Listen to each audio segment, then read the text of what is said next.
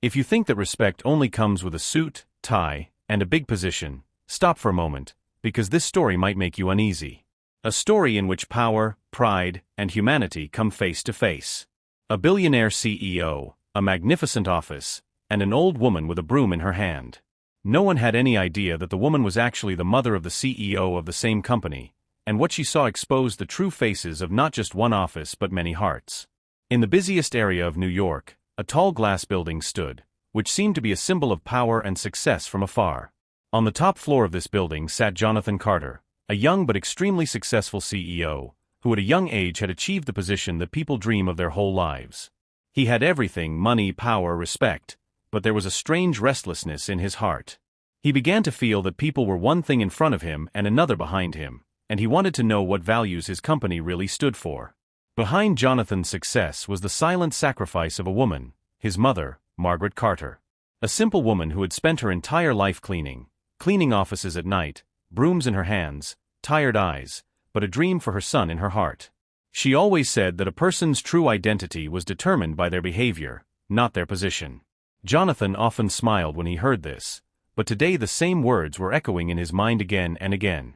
One evening, Jonathan reluctantly made a strange request to his mother. He said that he wanted his mother to go to his company for a few days to clean, without telling anyone that she was the CEO's mother. Margaret looked at him in surprise for a moment, then smiled softly. She said that if it could show her son the truth, she was ready. At that moment, Jonathan had no idea that this decision would become the biggest lesson of her life. The next morning, Margaret arrived at the office wearing a simple uniform, a scarf on her head, and a broom in her hand.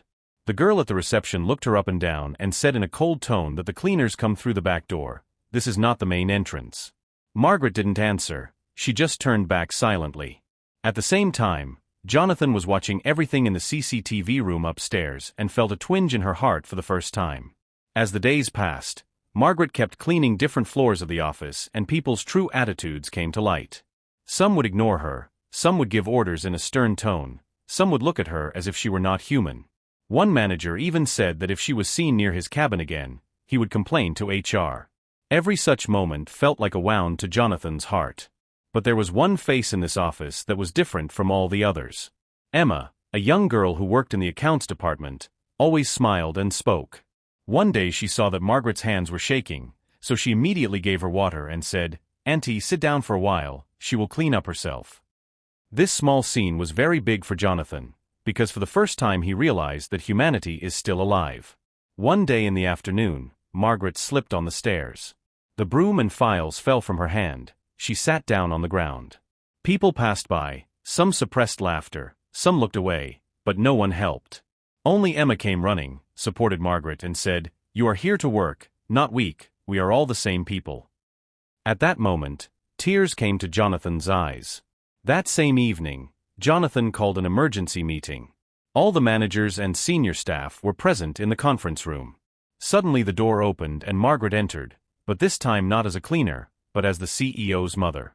Jonathan was standing with her. The room fell silent, as if time had stopped.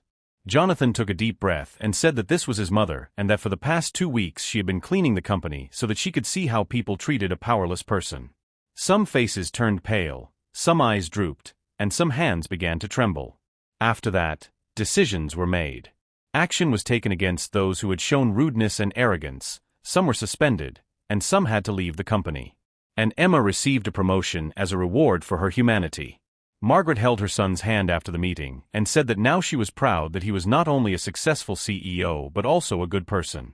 A few days later, a sentence was posted on the main gate of the company that every visitor would stop to read. It read that it was not a position that was seen here, but a moral character.